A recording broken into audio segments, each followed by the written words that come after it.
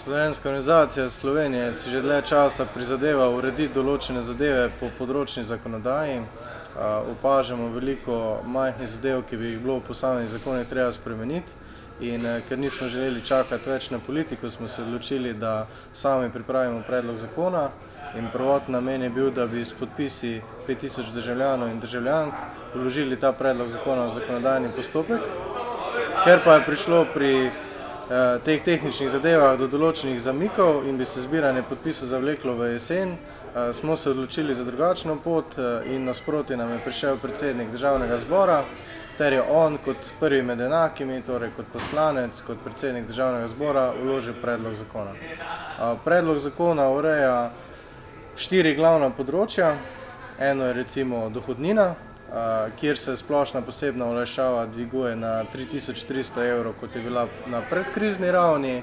Potem drugo področje je zdravstvena ureditev, kjer bi zdravstveno zavarovanje bilo vezano na status študenta in ne več omejeno na 26 let.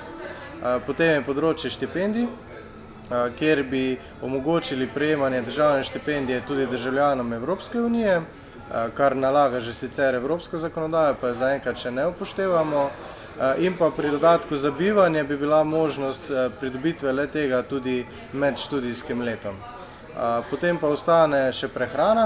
Na področju subvencionirane študentske prehrane bi želeli, da se vrne poletni mesec koriščenja študentske prehrane, da se subvencija zviša 2,78 evra, ter da se koriščenje bonov podaljša na dnevni ravni do 22 ure.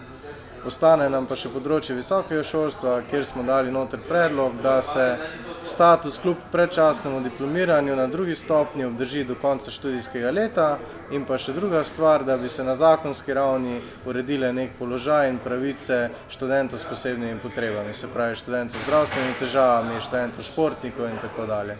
Zdaj je zakon vložen v zakonodajni postopek, kar pomeni, da gre skozi redni zakonodajni postopek. Optimistično bi bilo, če bi mislili, da bi že julija bila druga obravnava na matičnem delovnem telesu, ampak zaradi določenih terminskih planov Državnega zbora bo verjetno druga obravnava šele septembra po parlamentarnih počitnicah, kar pomeni, da bi zakon najhitreje lahko oktobra bil sprejet.